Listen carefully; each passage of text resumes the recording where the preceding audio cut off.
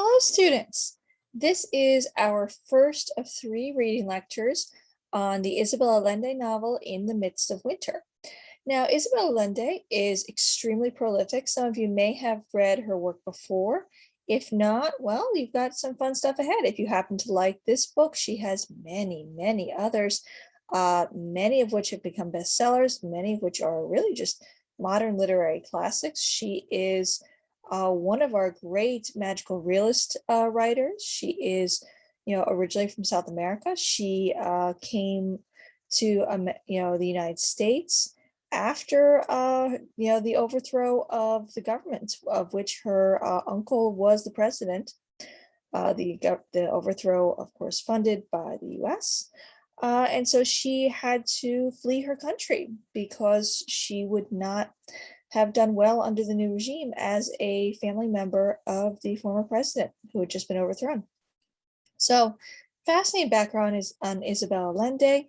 And really one of our great living contemporary writers. And this book, In the Midst of Winter, she's written at least 20 to 30 books. She's very excellent. This particular book, I started teaching a few years ago. It's very readable. You'll notice that it's a quick read. It's a very modern and contemporary read. So the language is very understandable. It is in a lot of ways, easy to understand in that it's a world it's a world you recognize. It's language that you also recognize. There's some elements that might be unfamiliar to you, but it's extremely, straightforward book in a sense.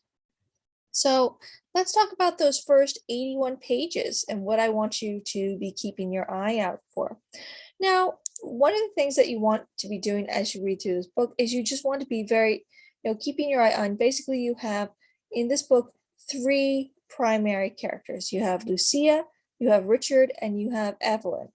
And that's going to be consistent throughout the book. These are our three main characters, and this is essentially a book about three people who are being essentially brought together unexpectedly, and they are having a very unexpected but very moving and powerful experience together.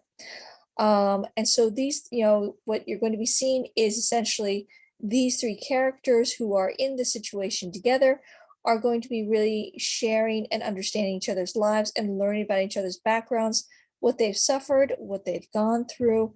And there are some larger thematic ideas that I'll be talking about a little bit more at the end. But very much I want you to think about, Lucia Moraz. And for each of these characters, what you want to keep your eye on and be if you're having difficulty keeping up with the book or following, one thing that is useful, remember that there is an Audible copy of this book readily available. You can get it and download it. And so that way you can listen to it when you're on the bus, you can listen to it when you're in the car, you could listen to it when you're doing dishes at night. And doing that and then doing your reading assignments, a lot of students have found that if they were having trouble reading and comprehending, listening first, then reading can help you reinforce. So for Lucia, her think about, we have her present. She has her daughter Daniela. She's working in the U.S. She has her dog. She has an interest in Richard. So think about kind of where she is in the present day of this book. Where is she in a certain point in her life? Where is she in what she desires and what's going on with her? In terms of her past, in those past settings, we see the military coup in Chile. We see her asylum through the Venezuelan embassy. We see her childhood with her mother, Lena.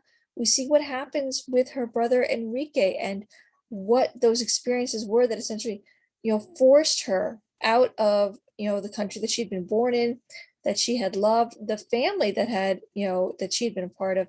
She was essentially had to flee in order for her own safety. So think about this idea of, what really were her choices at that point when it came to immigration. Obviously, it was very much about survival. Think about Richard. Now, Richard, we have his present. we're getting, we have that very much this sense of guilt in this character. He's a very melancholy character. When we see him, we see there's this kind of stark and almost barren life that he lives. He's, a professor. He lives in his, brownstone. He is, offering the basement apartment to Lucia, but his life is very barren. He has these cats, but we see very few real emotional connections, other than we see references to his father, Joseph, and we also see these references to his good friend. But other than that, we see how very controlled his day-to-day life is, and also how, almost very cold it is, so to speak. Obviously, this book is set in the winter. So in his past, we see these references to his wife, Anita, and a daughter, Bibi. We see the references to, his own family's past, that his father was a Jewish refugee who was aided by others. So think about this idea. We have the beautiful quote on 77, which is useful for you to keep in mind, that here's that reference. I'm on 77. I'm in that major paragraph there in about the middle. We're talking about Joseph. For the rest of his life, he would remember the kindness of those people who, at great risk to themselves, helped him in this odyssey.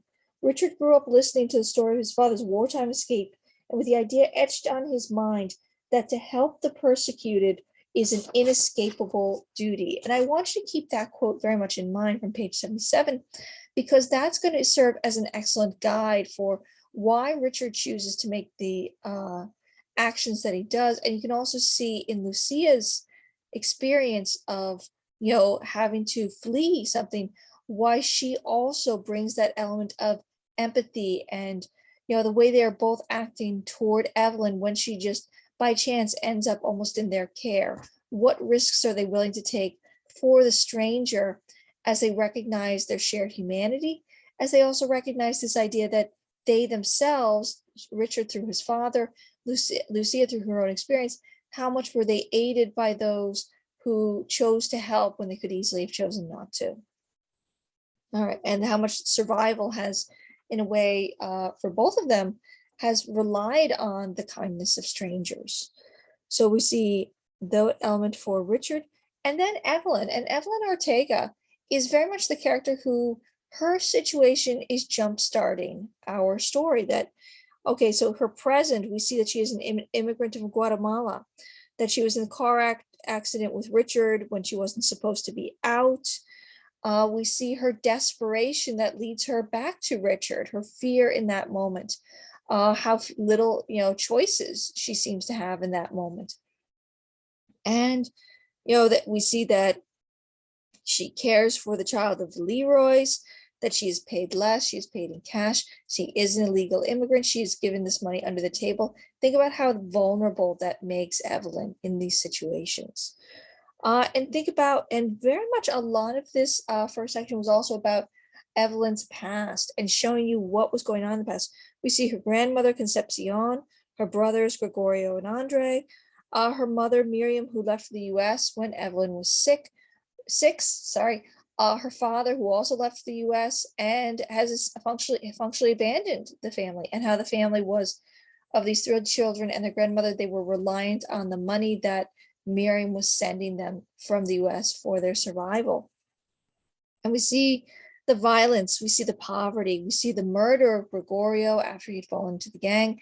We see the that element of just violence that pervades, her childhood and the whole existence that they grow up in. And we also see Father Barton. So think about these characters and think about that situation and that background that Evelyn is telling them as they are gathered in Richard's apartment, very, very stoned, and they are sharing their histories and their backgrounds. So make certain as you, start this book that you understand who these characters are, and that break between past that they're discussing, their kind of, personal histories that they share with each other, and the present of what is going on, that there has been a car accident. Evelyn has come just looking for help and having nowhere else to go to. And here's Richard bringing Lucia up, saying, there's there's a crazy, South American woman in my house. Come help me. And this idea of how all of these are interacting. All right.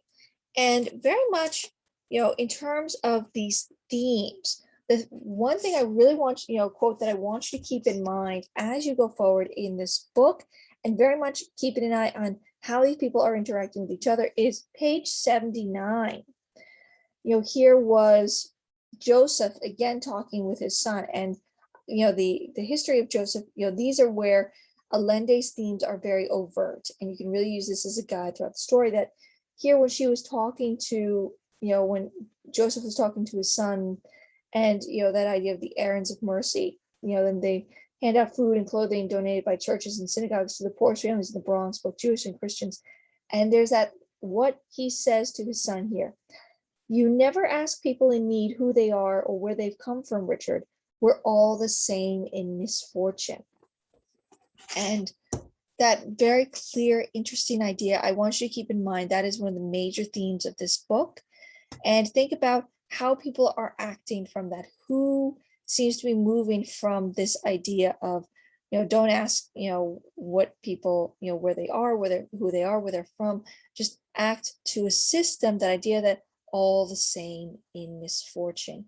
And think about how this concept is really weaving together these three very different characters with these very different backgrounds, but this, an interesting shared idea. And all right, so this idea of very much shared humanity and assistance and a responsibility to help others. So those first 81 pages, very much, if you read lightly, or you were having difficulty following this, or you were having difficulty telling the difference between past and present, go back, really take some notes, separate out those different, timelines, and that difference between what's happening in the present, what was happening in the past of each of these characters. Feel comfortable with these three. This is a very focused book on three characters really coming together. So I hope that you enjoyed the first chunk of this book. I hope you're interested in where we're going next. And I'm going to be looking forward to seeing where we go with this book, what your responses are. And remember, the discussion prompts are going to be for each section of this book. So we're going to have 1, 2, and 3 discussion prompts on this. So I want you to make sure that you get all of those done, and keep an eye on all of your deadlines as we go forward. Remember that our first essay will be focused on In the Midst of Winter. So hope that was very useful.